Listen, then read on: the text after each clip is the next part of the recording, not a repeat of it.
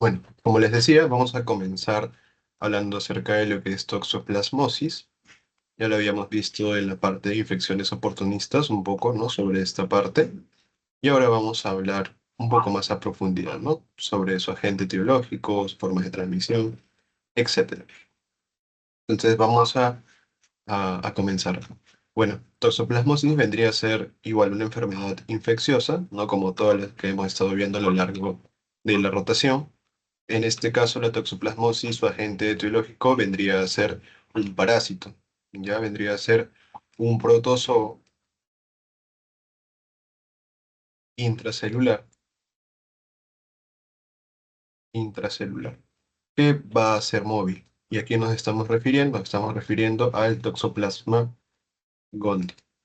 Entonces, este parásito va a ser el encargado de producir esta enfermedad. El Toxoplasma gondii es importante también estudiarlo porque es una de las infecciones que pertenece al grupo TORCH, que seguramente ya estudiarán en la parte de neonato o de pediatría, y que en este caso puede ser transmitido por obvias razones a través de una transmisión vertical y que tiene una repercusión bastante grave en lo que es el feto. Ya por eso es importante bueno, es importante poder estudiarlo. Acá tenemos algunas de las formas que puede tener este Toxoplasma gondii, ¿no? Este protozoo. Tenemos la forma de esporozoito, tenemos la forma de taquizoito y tenemos la forma de bradizoito. Entonces vamos a comenzar hablando acerca de la forma de esporozoito. Los esporozoitos vamos a poder encontrarlos dentro de los ooquistes. Los ooquistes esporulado. Que dicho sea de paso, esta vendría a ser la forma infectante del parásito. Entonces, este oquiste esporulado vendría a ser pues la forma infectante. ¿Y esto dónde lo vamos a encontrar? Lo vamos a encontrar en las heces de los gatos. Me olvidaba de mencionarles pues que el hospedero definitivo de este parásito es el gato, ¿ya? Y el gato es el que va a eliminar los ooquistes esporulados en las heces. Entonces, aquí tenemos un ooquiste esporulado, ¿no? Todo eso redondito vendría a ser el ooquiste esporulado, y dentro del ooquiste vamos a encontrar dos dos esporoquistes, y dentro de cada uno de esos poroquistes vamos a poder encontrar a su vez dos esporozoitos. Un esporozoito, dos esporozoitos. Un esporozoito, otro esporozoito.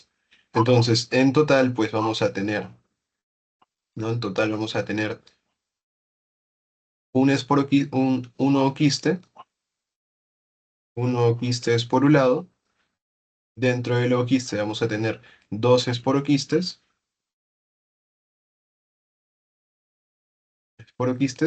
y dentro de cada uno de estos esporoquistes vamos a encontrar dos esporozoitos, sumando un total de cuatro esporozoitos. Y esta vendría a ser pues la forma infectante del parásito, ¿no? Entonces no se olviden, la forma infectante del Toxoplasma gondii es el ooquiste esporulado. ¿Que dónde se va a encontrar? Se va a encontrar en las heces de los gatos. Luego, en segundo lugar, tenemos a los taquizoitos, que es esta forma más alargada, y la característica pues, de los taquizoitos es que van a estar relacionados con lo que es la forma proliferativa. Proliferativa. Es decir, que esta forma va a ser una forma de multiplicación o de reproducción rápida. Reproducción rápida. Que ya lo vamos a ver mejor en la parte de cuando hablemos sobre el ciclo de vida. Pero en sí el taquizoidito corresponde a lo que es la forma proliferativa de replicación o reproducción rápida. Mientras que los bradizoitos es lo contrario, es la forma de reproducción lenta. ¿Y dónde vamos a encontrar a los bradizoitos? Vamos a encontrarlos dentro de esta estructura también redondeada, la cual se va a denominar como un quiste también, pero un quiste tisular. Es decir, que va a ser un quiste que se va a encontrar en ciertos tejidos. Entonces, de forma inicial, eso es lo importante a mencionar sobre el toxoplasma. Vendría a ser causado por lo que es un parásito intracelular, un protozoo intracelular, que corresponde a lo que es el toxoplasma gondii. Vamos a ver que el hospedero definitivo es el gato, ¿no? El hospedero definitivo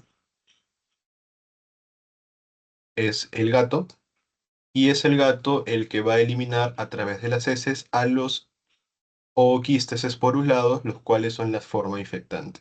Entonces, acuérdense, dentro del ooquiste esporulado vamos a encontrar dos esporoquistes, y dentro de cada uno de estos esporoquistes vamos a encontrar dos esporozoitos. Luego el taquizoito, ya sabemos, es una forma más alargada, es una forma de proliferación, una proliferación rápida, reproducción rápida, y los bradizoitos también van a estar relacionados con la reproducción, pero una reproducción lenta, y van a estar dentro de lo que son los quistes tisulares.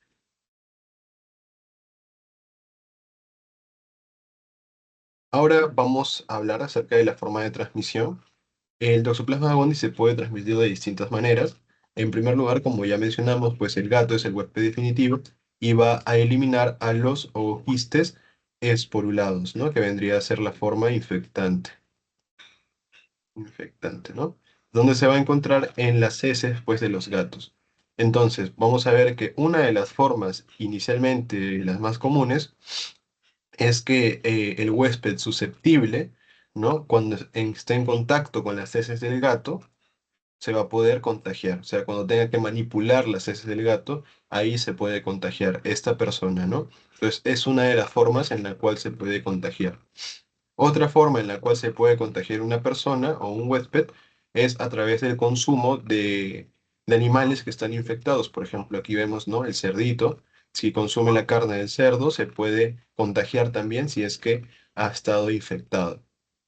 En tercer lugar, también se puede hacer a través del consumo, pues, de vegetales, frutas que no han sido lavadas correctamente, y también cuando no hay acceso, digamos, al agua potable también, ¿no? Esto va a generar, pues, que la persona no pueda lavar adecuadamente sus alimentos, y por lo tanto va a ser una forma también en la cual se puede contagiar, ¿no? O una vía de contaminación. La cuarta forma es a través, pues, de la madre al feto, ¿no? Es decir, una transmisión vertical en la cual la madre durante la gestación, pues, se va a infectar con toxoplasma, y puede ser que esto también pase a lo que es el feto. Por eso es que les había mencionado que está dentro de lo que es las enfermedades, bueno, las infecciones de tipo TORCH, ¿no? Que vamos a poder encontrar. Y en quinto lugar, también el huésped definitivo, vamos a ver que se puede contagiar a través del consumo igual de animales o de carne de animales infectados. En este caso, el gato se puede contagiar al comer un pájaro o también un ratón, o también por estar en contacto con las heces de otro gato infectado. Entonces, esas son las formas en las cuales una persona se puede contagiar. Una, por el consumo de animales infectados, como por ejemplo los cerdos. Dos, por la manipulación o por estar en contacto con las heces de un gato infectado, es decir, que va a estar en contacto con la forma infectante que vendría a ser los zooquistes. Y en tercer lugar, puede ser por el consumo de vegetales o frutas que van a estar mal lavadas, ¿no? Y finalmente también puede ser a través de una transmisión vertical, ¿no? Una transmisión de madre al feto.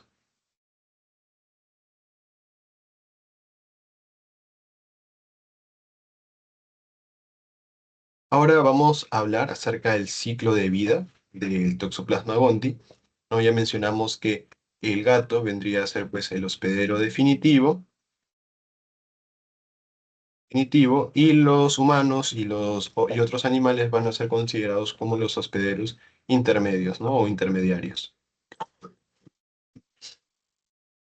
Bueno, como les comentaba, el gato tenía distintas formas también de poder contagiarse.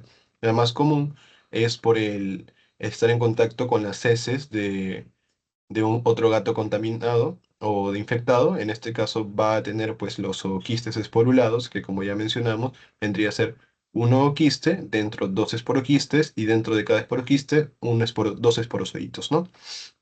Sumando un total de cuatro esporozoitos, dos esporoquistes y un ooquiste. Entonces, el gato al entrar en contacto con este ooquiste se va a infectar. Entonces, el ooquiste esporulado que ha entrado, ¿no? A través de lo que es el tracto gastrointestinal de este gato, pues va a llegar a nivel de lo que es el intestino. Entonces, una vez que llega al intestino, vamos a ver que el ooquistes por un lado va a liberar a los que son los esporozoitos, ¿ya?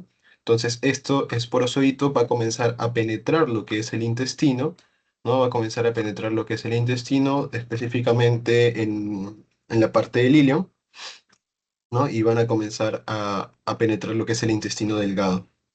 Luego, dentro del intestino delgado, vamos a ver que estos esporozoitos van a comenzar a multiplicarse, ¿no? Van a comenzar a multiplicarse y van a dar lugar a las gametogonias o los gametocitos, ya los gametocitos.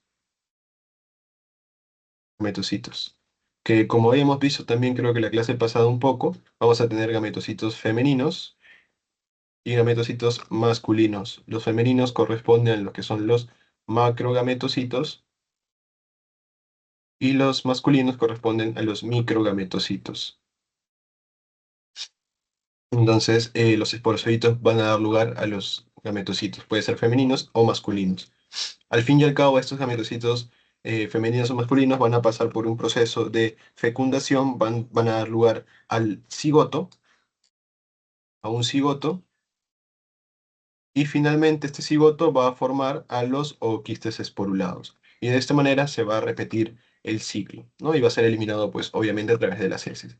Entonces, en esta parte de aquí vamos a ver que se da la fase sexual que corresponde a lo que es el hospedero definitivo, es decir, el gato. Entonces, recapitulando, el gato, bueno, al contagiarse, pues por estar en contacto con los zooquistes, va a ingerir, los zooquistes esporulados llegan al intestino delgado, ahí se liberan los esporozoitos, el esporozoito penetra el intestino delgado a nivel del ilio y comienza a multiplicarse en gametogonias, ¿no? En gametocitos femeninos, masculinos, dan lugar al cigoto y el cigoto, al fin y al cabo, da lugar a los zooquistes y así repite el ciclo. Eso es con respecto al hospedero definitivo, donde sea la fase sexual, porque estamos viendo que hay un proceso de fecundación a través de las gametogonias, ¿no?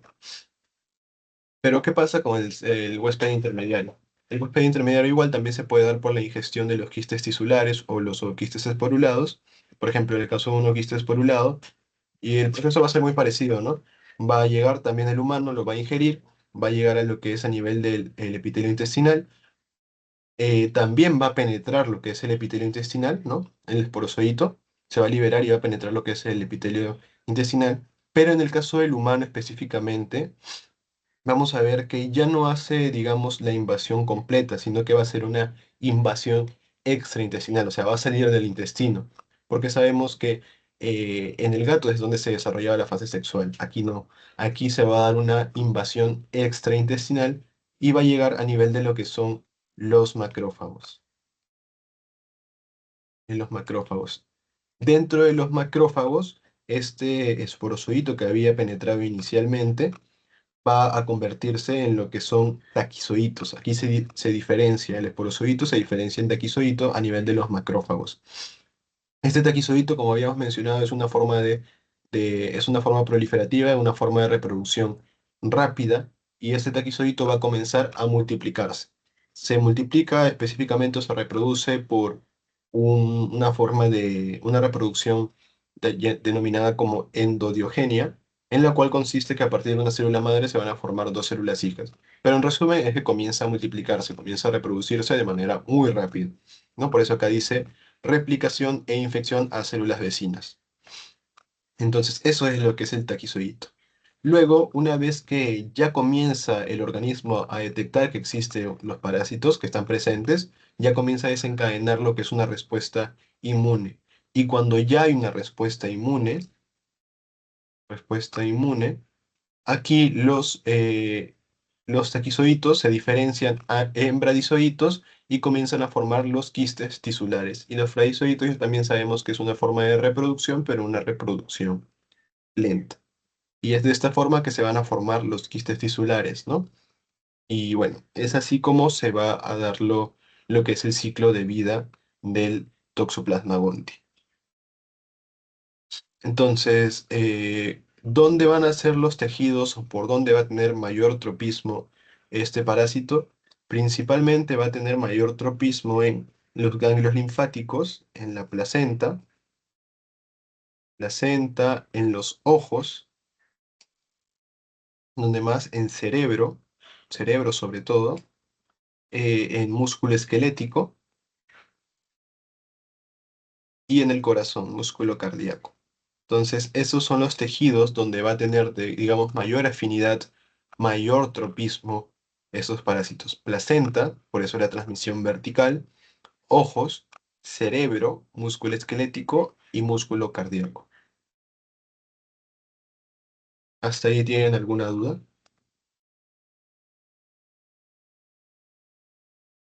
No. Y bueno, entonces ese ha sido el ciclo de vida del Toxoplasma gondii. Ya saben, la forma infectante son los orquistes esporulados. En el caso del gato se da lo que es la fase sexual.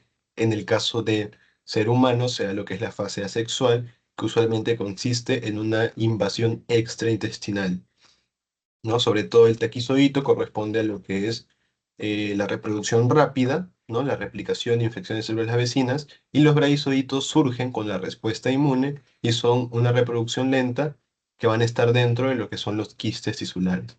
Y los tejidos donde tienen mayor afinidad, mayor tropismo de este parásito es en la placenta, en los ojos, el corazón, el tejido cardíaco, ¿no? El tejido muscular esquelético, estriado, el cerebro y principalmente esos de ahí. Dentro de la clínica vamos a poder dividirlo si es que estamos hablando de que es una infección congénita. Vamos a ver también, dependiendo el huésped, si es un huésped inmunosuprimido, ¿no? Un paciente con VIH de repente, o es un paciente inmunocompetente, ¿no? Es un paciente que no tiene alguna afectación de su inmunidad. Vamos a comenzar hablando acerca de la transmisión congénita. Ya sabemos que esto es pues a causa de la transmisión vertical, es decir, que la gestante durante el embarazo se ha infectado con este parásito, ¿no? Con el Toxoplasma gondii. Entonces, el recién nacido pues tiene mucha probabilidad de que también se pueda contagiar, ¿no? Eso vamos a denominarlo como toxoplasmosis congénita. Y como habíamos mencionado, dentro de los órganos más afectados que va a tener este parásito o esta infección, tenemos el cerebro, por eso es que puede producir hidrocefalia, puede producir convulsiones, o también los ojos, ¿no? Puede producir lo que es corioretinitis de repente y calcificaciones intracraneales. Para esto hay una tétrada que es bastante preguntada, es bastante frecuente que lo pregunten, ¿no? Que es la tétrada de Sabin, de Sabin. ¿Ya? La tetrada de Sabin consiste en 4 síntomas o signos que son los más frecuentes y que se presentan con mayor frecuencia en los recién nacidos que probablemente tengan lo que es toxoplasmosis de manera congénita, ¿no? Dentro de esos síntomas tenemos, en primer lugar, el más frecuente que vendría a ser porioretinitis, retinitis, ¿no? Es lo más frecuente. Tenemos también lo que es hidrocefalia,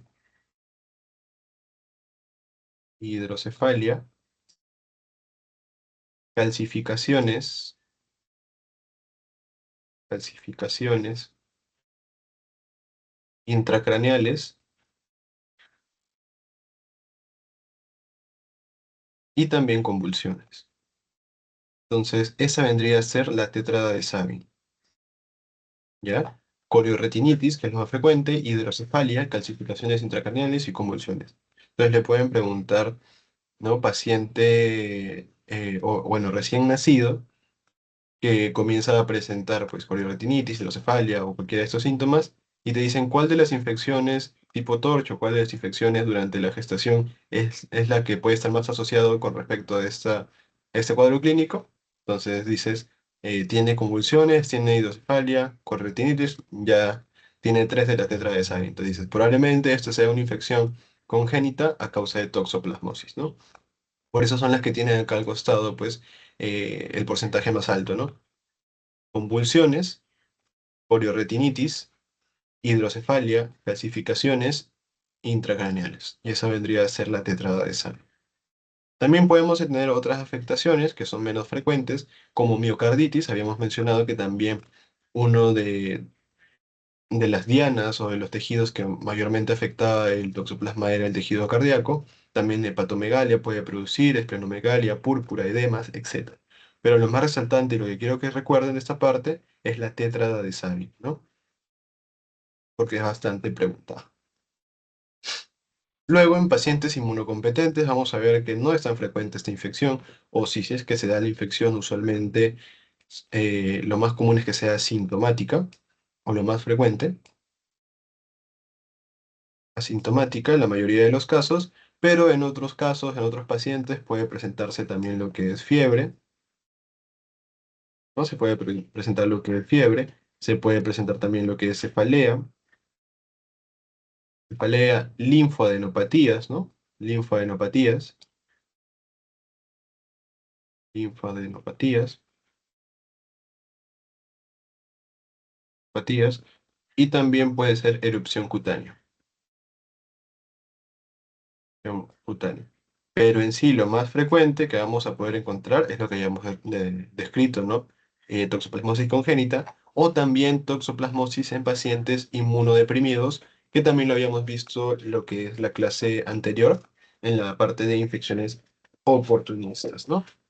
Entonces, en pacientes inmunocomprometidos, por ejemplo, en pacientes con VIH, usualmente que tienen un CD4 bajo o menor de 200, va a poder presentarse lo que es la infección por toxoplasmosis. ¿Qué vamos a tener en cuenta ante esta infección? Uno, que va a haber alteraciones pues, del sistema nervioso central, y dentro de las imágenes vamos a tener un signo característico que vendría a ser una lesión focalizada, ¿no? Una lesión focalizada,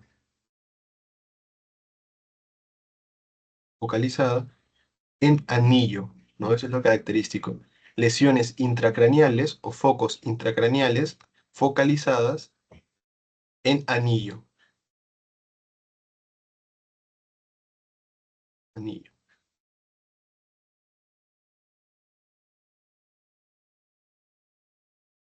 Entonces, si tú tienes un paciente, el paciente tiene VIH, tiene un CD4 bajo y tiene una lesión en anillo, tú dices, probablemente eso sea una infección por toxoplasma, y puedes decir que ese vendría a ser, pues, tu diagnóstico presuntivo de una encefalitis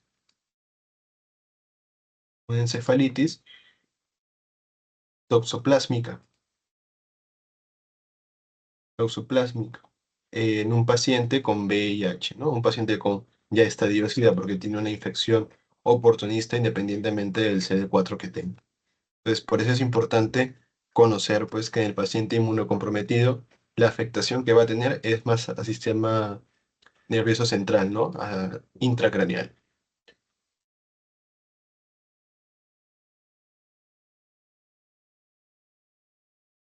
El diagnóstico, ¿cómo vamos a hacer el diagnóstico? Aquí el diagnóstico usualmente se utiliza lo que es la serología, ¿no? En este caso vamos a usar anticuerpos, sobre todo lo que es el IgG, y aquí tenemos un algoritmo o una guía, la cual te permite poder determinar, ¿no? La serología en el caso de pacientes gestantes con toxoplasmosis, ¿no? Bueno, esta guía en sí es para embarazadas, ¿no? Como dice ahí, pero también puede ser aplicable o es muy parecido a lo que se debe realizar en un paciente o en una paciente no gestante, pues, ¿no? Entonces, lo que vamos a medir o lo que se va a identificar en primer lugar es la IgG, ¿no? IgG, IgM, lo preferente pues en el primer trimestre. Entonces vamos a tener diferentes casos, ¿no? Acá tenemos el caso A, por ejemplo. Tenemos una paciente que tiene IgG negativo e IgM negativo. Entonces, aquí no hay evidencia de infección, pero sí existe el riesgo si es que la paciente presenta una infección durante la gestación. O sea, aquí no hay infección porque ambos son negativos, pero se debe aconsejar a la gestante de ciertos consejos o ciertas medidas de prevención para evitar la exposición a Toxoplasma gondii. Y luego se debe continuar con los controles serológicos. Eso es cuando una paciente es IgG negativo e IgM negativo. Luego tenemos cuando una paciente es IgG positivo e IgM negativo. Y ahí va a depender de las semanas de gestación. Entonces, si tiene semanas de gestación menor de 18, entonces probablemente la infección que haya tenido esta gestante ha sido pasada antes de la concepción, o sea, antes que salga embarazada. Entonces, aquí el riesgo de toxoplasma congénito es prácticamente nulo, excepto que la paciente tenga alguna inmunosupresión, como por ejemplo los más frecuentes, VIH. Luego tenemos, en caso de una paciente que tenga más de 18 semanas, aquí es difícil determinar si es que la infección ocurrió durante el embarazo o ocurrió en el pasado lejano. Entonces, básicamente, esas son las dos formas para poder determinar, ¿no? Si tienes IgG positivo e IgM negativo, entonces dice, si es menos de 18 semanas, probablemente la infección haya sido en el pasado, entonces no hay riesgo de una toxoplasmosis congénita. Pero, ¿qué pasa si tiene más de 18 semanas? Aquí es difícil decir si se ha infectado recién durante la gestación o si ha infectado antes de la gestación. Aquí ya es difícil de poder determinarlo.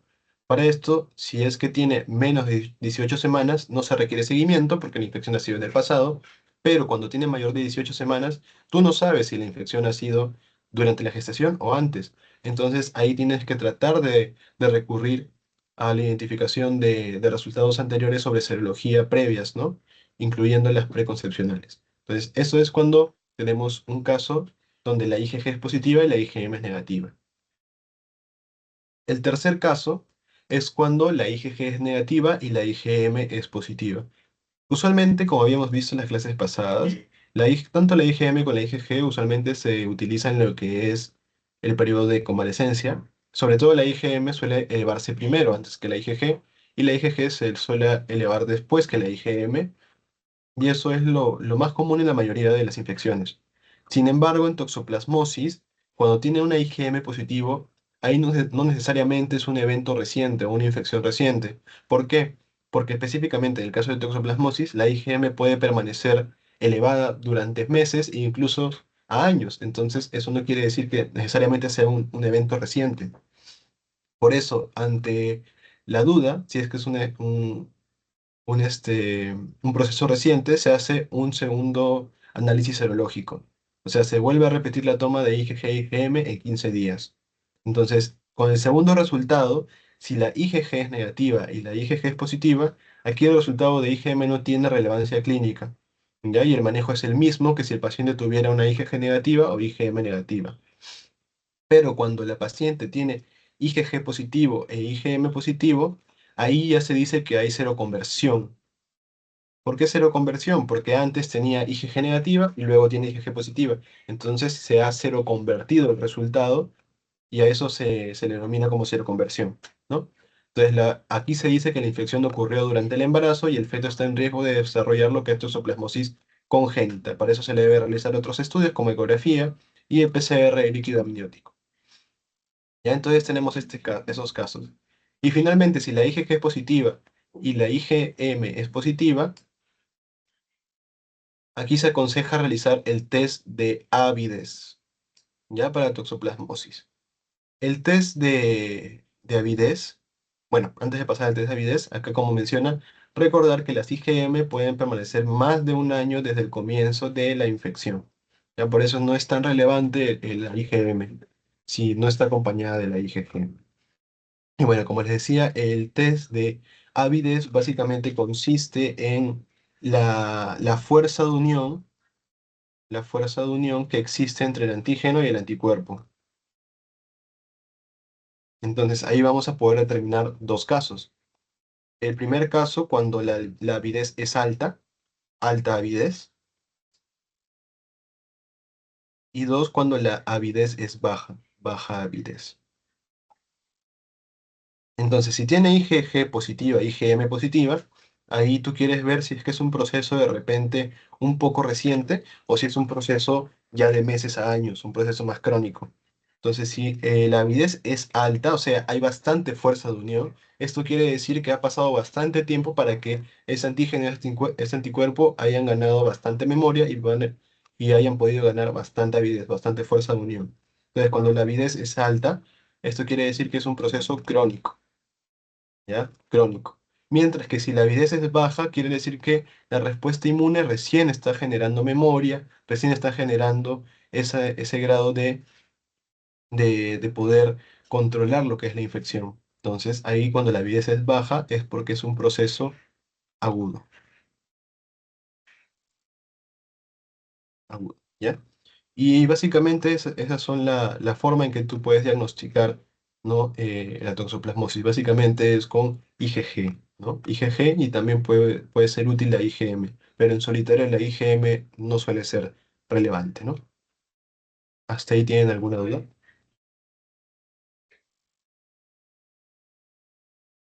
No, ninguna.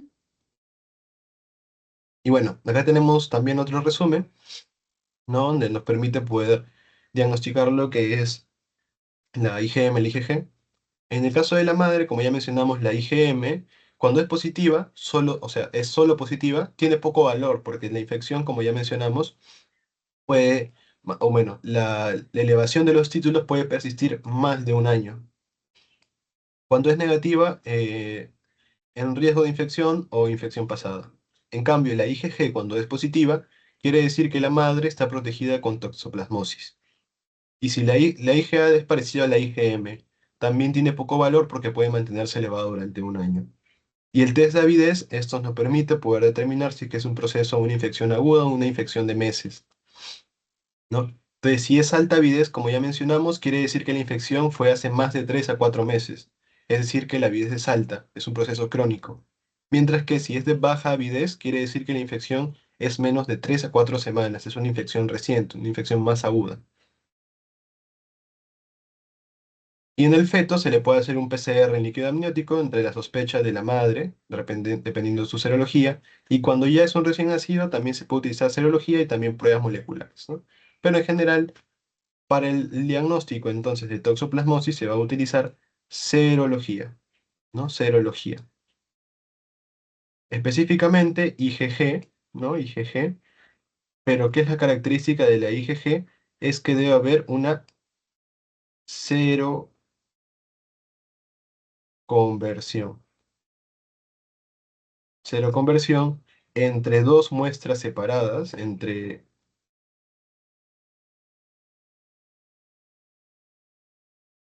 seroconversión entre dos muestras separadas en 3 a 4 semanas. Es decir, yo le tomo hoy día yo sospecho que mi paciente tiene toxoplasmosis, le tomo la IgG y hoy día sale negativa. Ya sale negativa. Entonces, si tiene la clínica y tengo sospecha, antecedentes, exposición, entonces yo digo, puede ser que todavía no haya generado seroconversión. Entonces, espero 3 semanas, o 2 semanas, o 4 semanas, y le vuelvo a evaluar la serología de IgG. Y si sale positivo la IgG, quiere decir que ha existido seroconversión. Por lo tanto, es una paciente o un paciente que presenta toxoplasmosis. Entonces, el diagnóstico es con serología, IgG y cero conversión entre dos muestras separadas por 3 o 4 semanas. Finalmente, el tratamiento, ¿no? El tratamiento va a ser con pirimetamina más sulfadiazina, aunque esto va a depender, ¿ya? Va a depender por qué. Ahorita les voy a explicar. Y bueno, el tratamiento a quién se va a dar, se va a dar en las formas de infecciones recientes y en las reactivaciones. En la forma crónica no se da tratamiento. El tratamiento suele durar alrededor más o menos de un año. Entonces, en la gestante va a depender si la infección ha sido durante el primer trimestre o el segundo y tercer trimestre. Si fue durante el primer trimestre, acá se le puede dar espiramicina espiramicina, ya que esto puede prevenir el paso transplacentario, mientras que en el segundo y tercer trimestre se le da lo que mencionamos acá, ¿no? Pirimetamina más sulfadiazina. Y ese vendría a ser el tratamiento. Y bueno, también se le puede dar lo que es el ácido folínico, ¿no?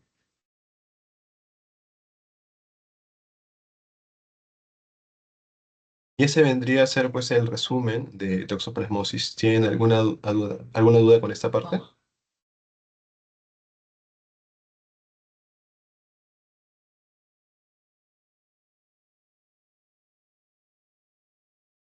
¿Alguna duda, chicos?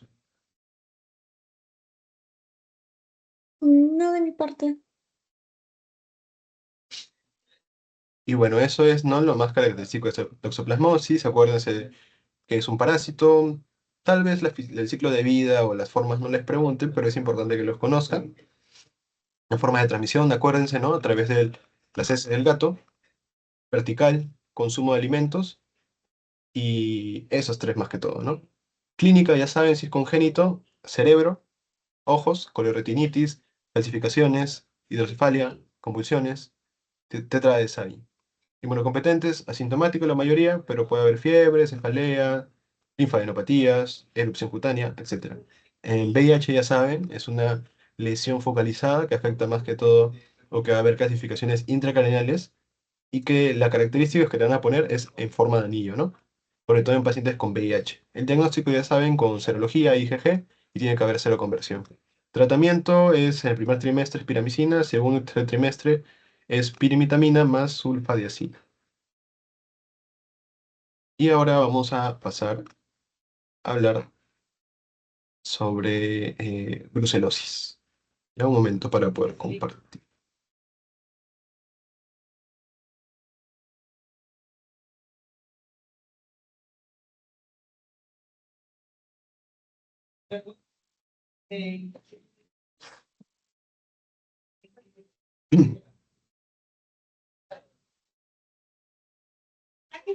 Listo.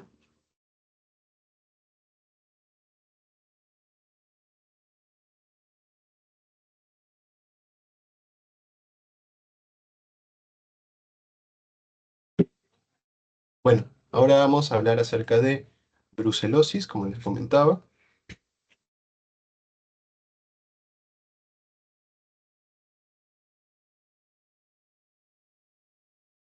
Y bueno, ¿no?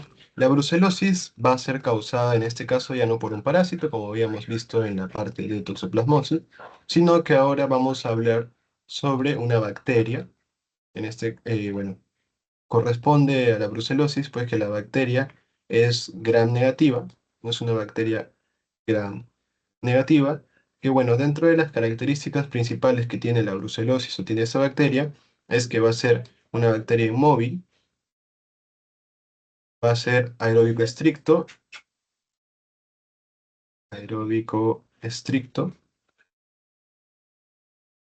y no va a tener cápsula, no cápsula,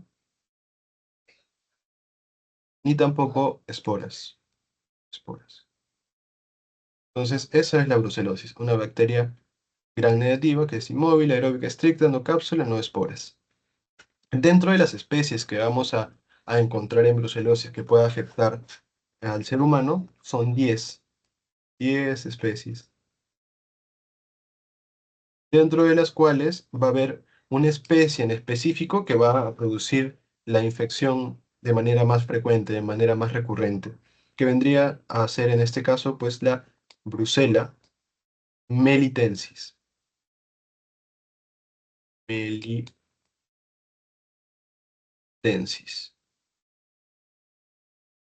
Melitensis, que vendría a ser la más común, ¿ya? Pero también hay otras especies, como por ejemplo la Brucella abortus, tenemos a la Brucella sui, tenemos a la Brucella cani, etcétera, etcétera, etcétera. Pero la melitensis es la más común, ¿no? La más común, la más frecuente. Con respecto a la estructura, pues, de esta bacteria, una de las partes más importantes que va a tener es la membrana externa. Esta membrana externa va a estar compuesto por lo que son los polisacáridos o el núcleo, los lípidos hay fosfolípidos. Específicamente, vamos a ver que uno de los componentes más importantes de la membrana externa son los LPS, que vendrían a ser los lipopolisacáridos. Polisacáridos. Que estos lipopolisacáridos también son denominados como endotoxinas y son una parte de la estructura muy importante. ¿Por qué? Porque van a intervenir al momento de la fisiopatología. Solo para mencionar algo así, muy a grosso modo, sobre los LPS o lipopolisacáridos, es que vamos a tener dos tipos cuando estemos hablando de Brucela. Vamos a tener al lipopolisacárido rugoso y vamos a tener al lipopolisacárido liso. El rugoso corresponde a lo que es la Brucella cani, y el liso es lo que hayamos visto que corresponde a la Brucella melitensis. De qué es importante de que uno sea rugoso o uno sea liso, ya lo vamos a ver en la parte de la fisiopatología. Pero en general, pues la Brucella melitensis tiene un lipopolisacárido liso, mientras que la Brucella canin tiene un lipopolisacárido rugoso.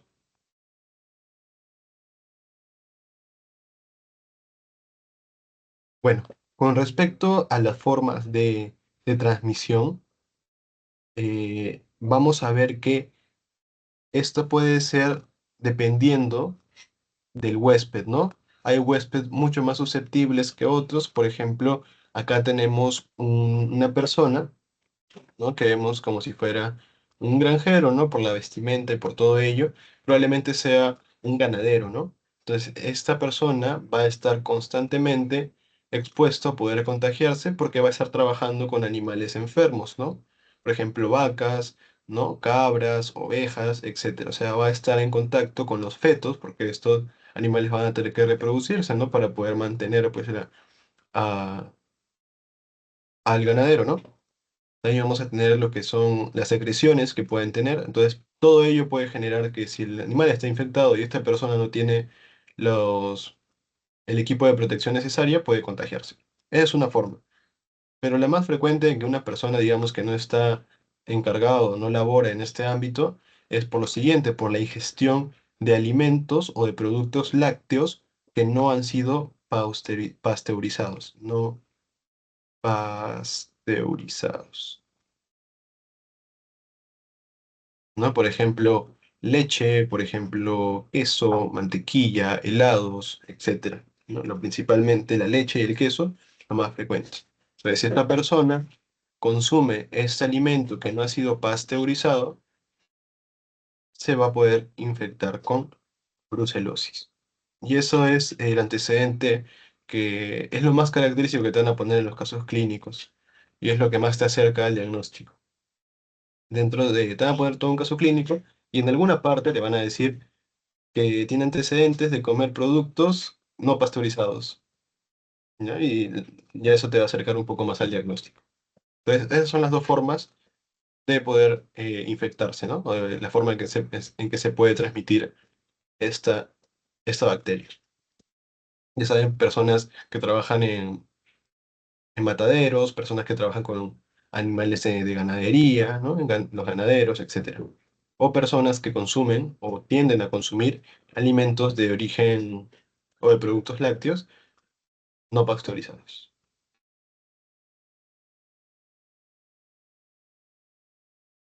Con respecto a la patogenia, yo les había mencionado que era importante, o el hipopolisacárido era bastante importante, ¿no? Uno, porque es uno de los componentes más abundantes de lo que es la membrana externa, y también porque interviene al momento de la fisiopatología. Por ejemplo, acá tenemos la Brucella lisa, ¿no? Smooth, lisa, que tiene su lipopolisacárido liso, ¿no? Y tenemos la Brucella rugosa, porque tiene su lipopolisacárido rugoso. Entonces, cuando estamos hablando de la Brucella lisa, es decir, la Brucella melitensis, esta va a ingresar, ¿no? A través de la interacción con un receptor y va a permitir que ingrese las cadenas O de la lipopolisacárida, va a interaccionar con el receptor y a través de las balsas lipídicas va a ingresar, pues, dentro de lo que es el macrófago.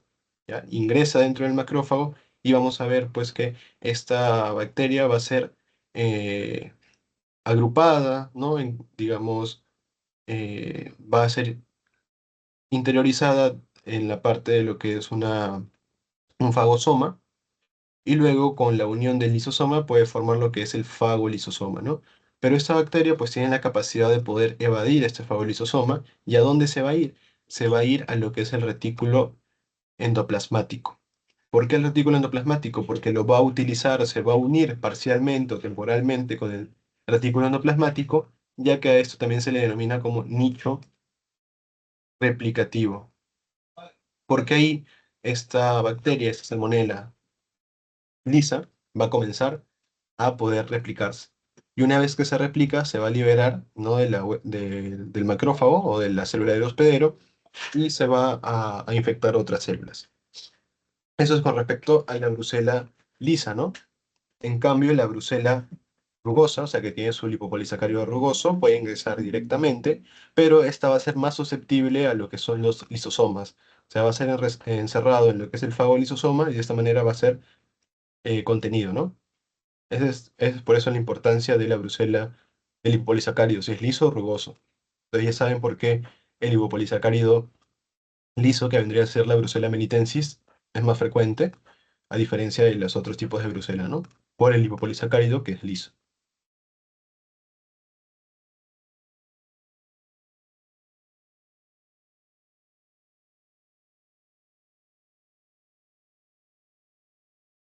Con respecto a la clínica, vamos a ver que en sí la fiebre se puede presentar en cualquier etapa o en cualquier parte de la enfermedad.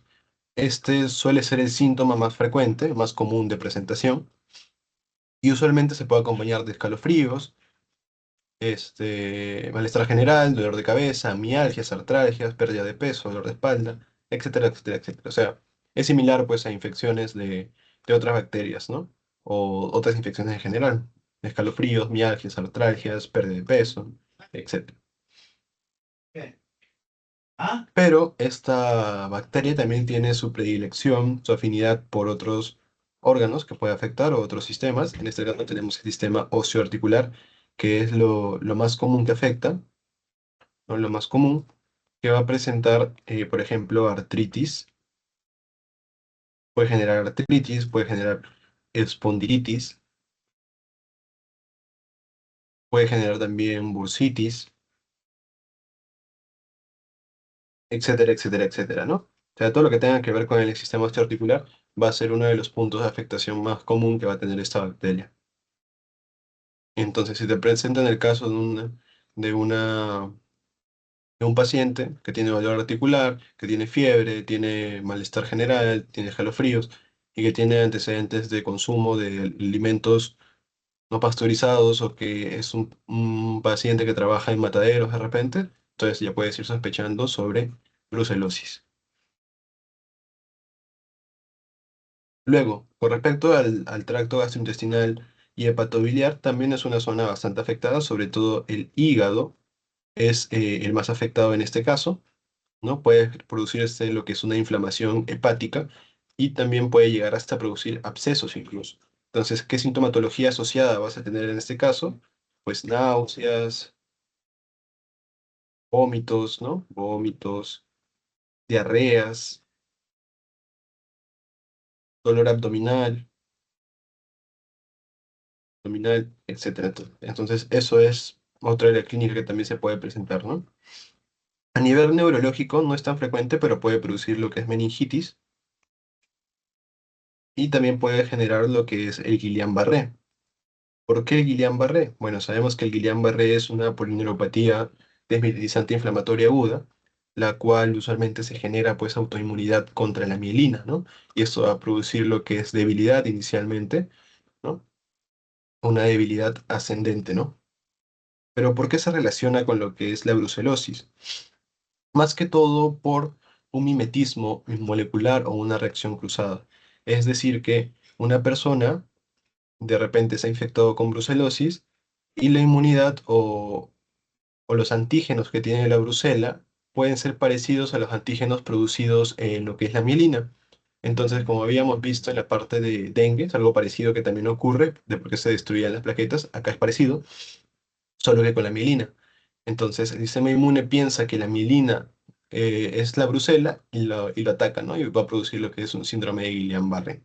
Entonces, más que todo el Guillain-Barré se va a producir por un mecanismo de mimetismo molecular o un mecanismo de reacción cruzada. Pero no es lo más frecuente. La infección más frecuente asociada al Guillain-Barré es el Campylobacter jejuni. Pero la brucela también se ha descrito que podría causar, solo que en menor medida, ¿ya? Para que tengan en cuenta esa parte. Con respecto al tracto genitourinario, puede acá producir lo que es una orquitis o epididimitis. Epididimitis. Mitis, que usualmente es unilateral. Y también tenemos las manifestaciones cutáneas que van a ser erupciones papunodulares en tronco y extremidades, ¿no? Y bueno, este es el cuadro clínico en sí, en general, no más frecuente, ¿no? Que lo que va a producir, pues, es fatiga, fiebre, mialgias, erupciones papunodulares en tronco y extremidades, cefalea y dolor abdominal. Entonces, eso es lo más característico o el cuadro clínico más frecuente, más común que se va a presentar en los pacientes que presenten una infección por brucelosis. Ustedes van a decir, paciente de tantos años que se dedica de repente a la ganadería o trabaja en el matadero, o paciente que consume alimentos no pasteurizados y comienza a presentar fatiga, fiebre, mialgias, erupciones, dolor abdominal, cefalea, etcétera, ya puedes ir sospechando sobre que es una infección por salmonela, ¿no? Por brucelosis, perdón.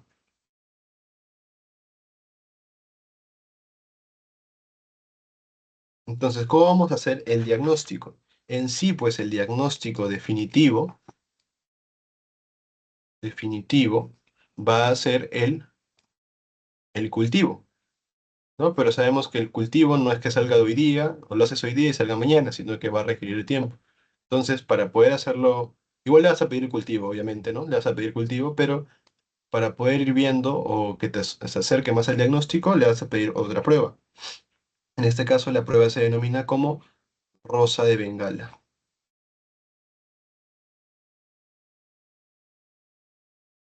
Esta prueba rosa de Bengala es para poder evidenciar o evaluar lo que es la aglutinación en suero, ¿no? Entonces aquí lo más común, lo más frecuente es que se haga en suero, pero bueno, estas figuras se lo saqué de un artículo que menciona o explican que en ese caso no contaban con suero, sino que con plasma, pero que los resultados eran similares a los hallados en suero, ¿no? Como se debe hacer comúnmente. Pero bueno, al fin y al cabo, el, el objetivo es prácticamente el mismo, ¿no? O la teoría es prácticamente la misma. En este caso, pues, vamos a ver que se va a extraer el suero, el plasma de un paciente, y a este suero plasma se le va a colocar, pues, los anticuerpos, ¿no? Frente a los antígenos que vamos a tener. Perdón, se le va a colocar los antígenos, ¿no? En este caso de brucelosis. Se le colocan los antígenos y vamos a evaluar la presencia de aglutinación. Entonces, si vemos que esta muestra de plasma o muestra de suero tiene como que así, como que puntitos, ¿no? Como que puntitos así, eso se denomina como aglutinación. Es decir, que hay una reacción entre el antígeno y el anticuerpo presente en el plasma de esta persona. Y cuando es negativo, cuando vemos que todo está homogéneo, todo está como que liso. Acá, en cambio, acá está un poco más rugoso, ¿verdad? ¿No? Se nota como puntitos. Eso se le va a llamar como aglutinación. ¿Y por qué se denomina rosa de Bengala? Por la coloración que vamos a ver, ¿no? Entonces, para que exista positividad, debe haber aglutinación, ¿no? Debe haberlo acá, aglutinación, pero hay unos títulos en específico que deben tener, ¿no? 1/160 debe ser, ¿no? O 1/360. Esa es la cantidad de título que debe tener la aglutinación para poder ser considerada como significativa. Entonces, ya saben, la prueba rosa de Bengala se utiliza para lo que es brucelosis y debe tener una aglutinación en suero 1/160 para ser considerado significativo. Y de esta manera vas a poder determinar si el paciente o la paciente está enfermo, ¿no? Con brucelosis. Y bueno, para terminar, pues vamos a mencionar lo que es el tratamiento. En este caso, para el tratamiento, se utiliza lo que es tetraciclina más un segundo antibiótico, que puede ser un aminoglucósido o rifampicina. Rifampicina. Entonces, acá en pacientes mayor o igual de 8 años, le vas a dar una tetraciclina, que en este caso es doxiciclina, más un aminoglucósido, que en este caso podría ser streptomicina. Y le vas a dar durante 6 semanas y el otro 2 a 3 semanas. O en todo caso, puedes darle doxiciclina más rifampicina por 6 semanas, ¿no?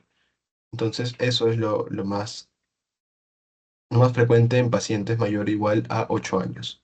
En pacientes menores de 8 años, se le va a dar lo que es trimetoprim sulfamethoxazol más uno de los siguientes, ¿no? Puede ser streptomicina, o sea, un aminoglucósido, o gentamicina, otro aminoglucósido, o puede ser rifampicina, ¿no? O sea, en este caso se cambia la tetraciclina por el trimetoprim. Y el tratamiento de elección también es considerado por algunos como trimetoprim sulfamethoxazol con sin rifampicina en el caso de gestantes, ¿no? Porque sabemos que las tetraciclinas las tetraciclinas están contraindicadas durante el embarazo, ¿no? Las tetraciclinas están contraindicadas en el embarazo. Por eso acá se da lo que es trimetoprim sulfamethoxazol, que puede estar asociado o no con, con la rifampicina, ¿ya? Pero el tratamiento en general es tetraciclina más un aminoglucósido o rifampicina.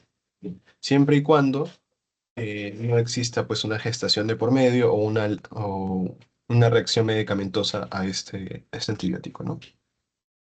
¿Alguna duda? No, ninguna.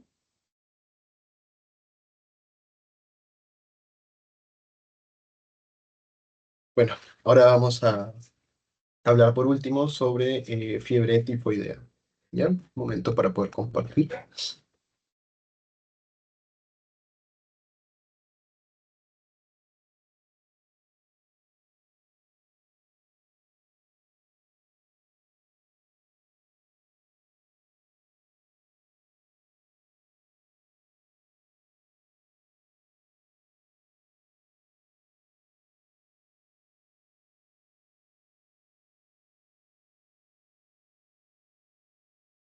Por último, vamos a hablar acerca de fiebre tifoidea.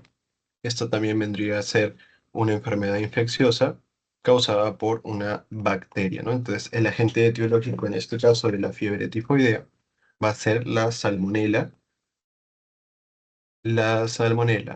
tifi,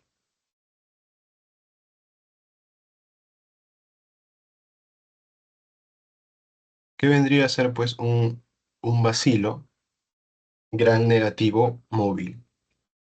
Bueno, ¿no? Acá tenemos la estructura, ¿no? También vamos a ver que la salmonella tifi va a presentar lo que es el lipopolisacárido, que también va a ser, en este caso, un componente bastante importante de lo que es la membrana externa.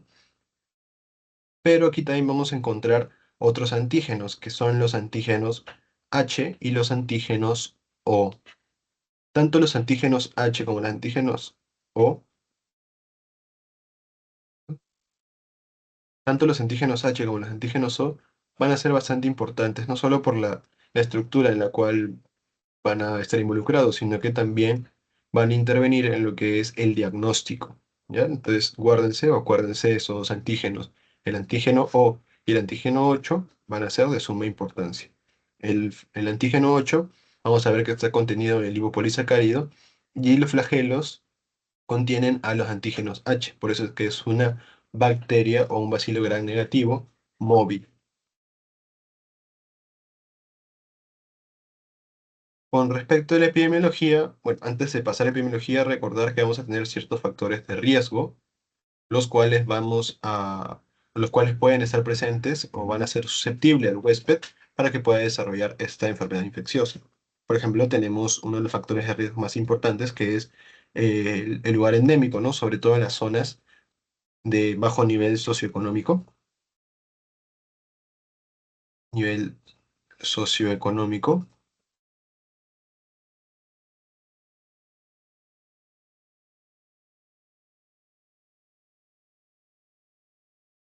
Otro factor de riesgo también vendría a ser la falta de vacunación.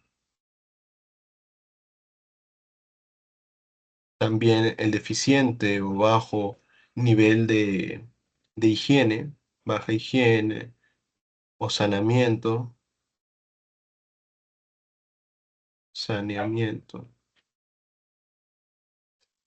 así como también algunas enfermedades que pueden generar inmunosupresión, VIH principalmente, y también acloridria. Acloridria, ¿no? Que va a ser otra condición que puede ser, va a ser susceptible a la persona, sobre todo a la persona que presenta cloridia, para que se pueda desarrollar lo que es Salmonella typhi, ¿ya? Y también puede generar inmunosupresión como VIH. Y bueno, esos son uno de los factores de riesgo principales que vamos a encontrar o que van a ser susceptibles a la persona. Ya bajo nivel socioeconómico, porque quiere decir que hay menor acceso a lo que es el agua potable, hay menor acceso a lo que es el saneamiento, ¿no? Y también la falta de vacunación, VIH, la clorhidria, pueden ser factores de riesgo para poder desarrollar esta enfermedad. Con respecto a los episodios registrados tanto de fiebre tifoidea como paratifoidea, esto es del 2002 al 2016. Vamos a ver que en el 2007 es donde se presentó la mayor número o el mayor registro de casos, alrededor de 50.000, 55.000, ¿no?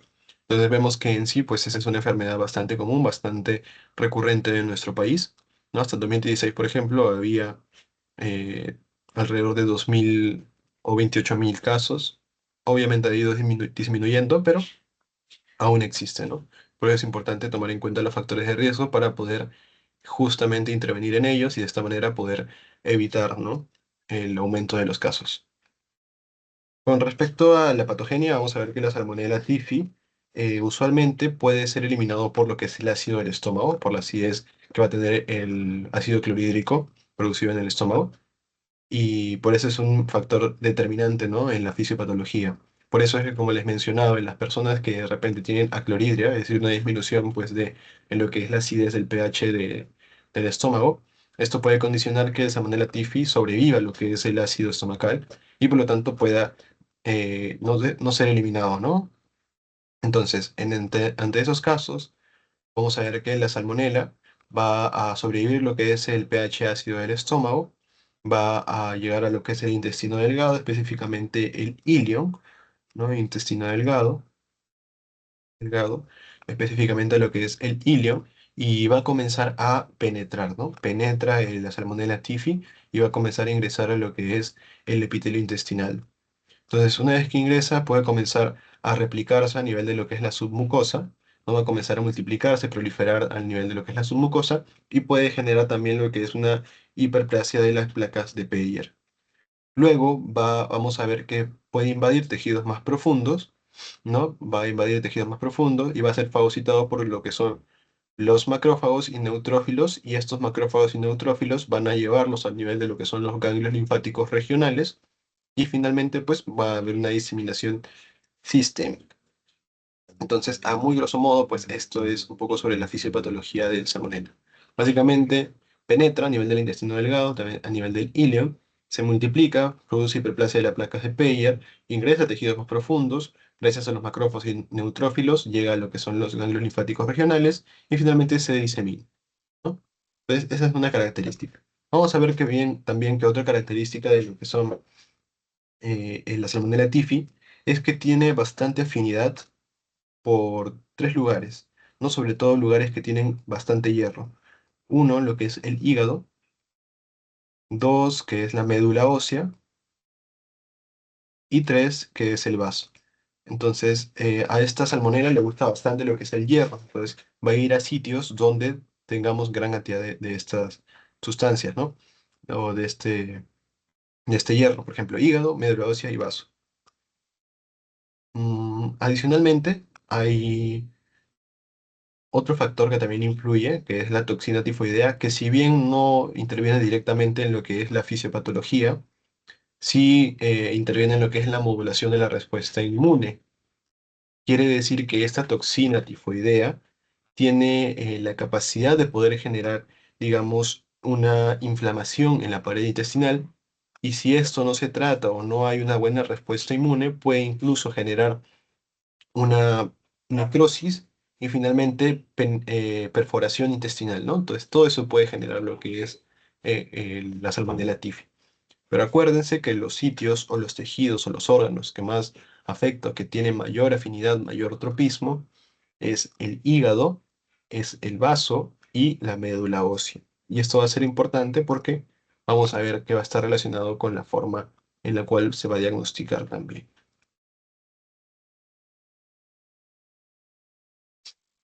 Con respecto a la clínica, vamos a ver el grado de afectación que va a tener.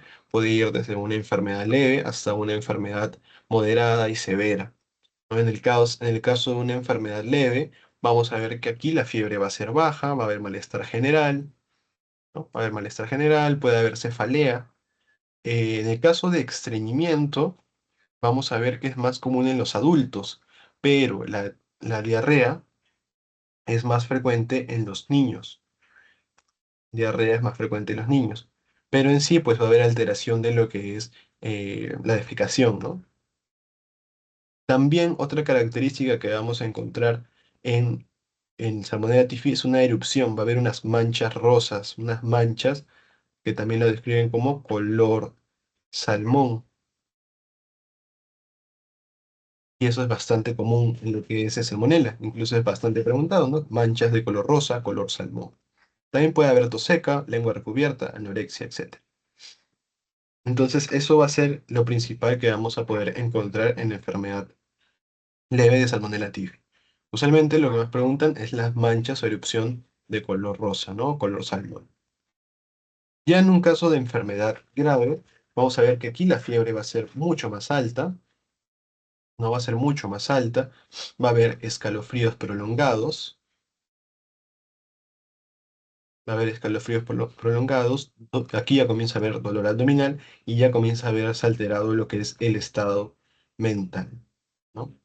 Entonces aquí tenemos las manchas color rosa, que son características de lo que es la fiebre tifoidea, ¿no? Son máculas que vamos a ver que son de color salmón, ¿no? Máculas color salmón.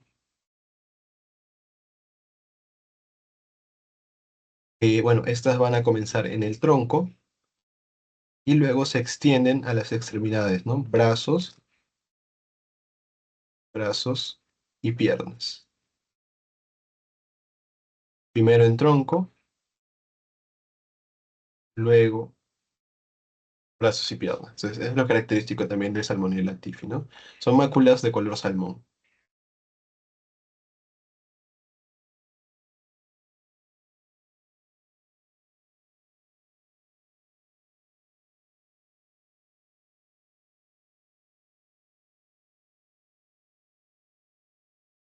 Con respecto al diagnóstico, vamos a ver que en sí, pues el gol estándar va a ser pues el aspirado de médula ósea, aspirado de médula ósea. Sin embargo, pues a un paciente que viene con fiebre o dolor abdominal, obviamente no le vas a hacer un aspirado de médula ósea, ¿no? A pesar de que es el gol estándar. Pero también se puede hacer otro diagnóstico, a lo cual se denomina como reacción o prueba de Whitehead, ¿no? Reacción o prueba de Whitehead, la cual tiene, digamos, un principio muy parecido a lo que habíamos visto en lo que es Rosa de Bengala. También se basa en lo que es la aglutinación para ver el antígeno con la unión hacia el anticuerpo que existe, ¿no? Entonces, se van a utilizar diferentes antígenos, ¿no? En el caso del O y el H, que les había recordado, ¿no? Que eran los antígenos que estaban el O en el lipopolisacárido y el H en los flagelos, esos van a corresponder a lo que es la Salmonella Typhi. Typhi. Y en el caso del A y del B, corresponden a lo que es el Paratyphi. para TIFI. Entonces, ¿cuál es el principio? Igual se va a utilizar una muestra, ya sea el suero del plasma del paciente, va a haber diferentes titulaciones y vamos a ver la presencia de aglutinación, si es que lo hubiere, ¿no? Entonces, vamos a ver que si hay aglutinación en el O y en el H, entonces estamos hablando de que la infección es por TIFI. Y si hay aglutinación en el A y en el B, estamos hablando de que la aglutinación es por una infección de paraTIFI. Pero no hasta ahí, o sea, para considerar significativo que la infección es significativo para TIFI debe ser alrededor de 1/160 de titulación, ¿no? Mientras que para TIFI es 1/80. Ya esa es la diferencia. O sea, tú tienes una aglutinación en O y en H, pero para que sea significativo tiene que ser 1/160. En cambio, si tú tienes una aglutinación para TIFI de 1/80, ahí ya se considera como significativo. Adicionalmente, otro dato bastante relevante que me gustaría mencionarles es sobre el antígeno O y el antígeno H. Si el antígeno O está relacionado o reacciona con lo que es la IgM, mientras que el antígeno H cuando reacciona, o reacciona, mejor dicho, con el IgG. Entonces, si está elevado el O, hay elevación o una aglutinación más en el O, esto quiere decir que este es un proceso reciente, porque está relacionado con la IgM. Mientras si está más elevado el H, entonces eso es una infección o un proceso pasado, porque el H se relaciona con el IgG. Entonces, para eso nos permite detectar la reacción de Wydell. Si es que existe aglutinación es porque el antígeno está reaccionando frente a la muestra del paciente, frente al antígeno O, el antígeno H. Entonces, si es el O y el H, es TIFI. Si es el A y el B, para TIFI. Para considerar una aglutinación significativa es a partir de 1/160 en el caso de Salmonella typhi, y en el caso de Salmonella paratyphi es a partir de 1/80. Y ya saben, el antígeno O reacciona con la IgM y el antígeno H reacciona con la IgG. Por lo tanto, si el antígeno O está elevado o hay mayor aglutinación en el antígeno O, esto quiere decir que el proceso es reciente, el proceso agudo. Pero si el antígeno H es el que está más elevado, esto quiere decir que esto ocurre o ha ocurrido en el pasado, porque reacciona con la IgG. Finalmente, para el tratamiento, vamos a ver que se utiliza bueno, si es de leve a moderado, se utiliza lo que son antibióticos. Bueno, sería acá en este caso fluorquinolonas, ¿no? Por ejemplo, tenemos lo que es ciprofloxacino y ofloxacino por 5 a 7 días. Y si son cepas resistentes a las quinolonas, puede darse un macrólido, en este caso citromicina, o ceftriaxona, ¿no? O una cefalosporina, en ese caso de tercera generación. Y si es un caso, bueno, acá es severo o grave. Si es un caso grave o una enfermedad grave, aquí lo que se va a hacer es que se va a dar también ciprofloxacino o ofloxacino, o sea, fluorquinolonas, pero durante más tiempo, ¿no? 15, 10 a 14 días. Y si es resistente a las quinolonas, puede darse ceftriaxona, cefotaxima, o sea, cefalosporinas, o un macrólido que sería acitromicina, ¿no? Y esa vendría a ser el tratamiento. Entonces, para brucelosis, acuérdense, el tratamiento era tetraciclina más un aminoglucósido o con rifampicina. Y en este caso de fiebre tifoidea, el tratamiento es con fluorquinolonas, ¿no? Principalmente ciprofloxacino u ofloxacino. Y si es resistente a las quinolonas, le das una cefalosporina o un macrolida. ¿Alguna duda, chicos?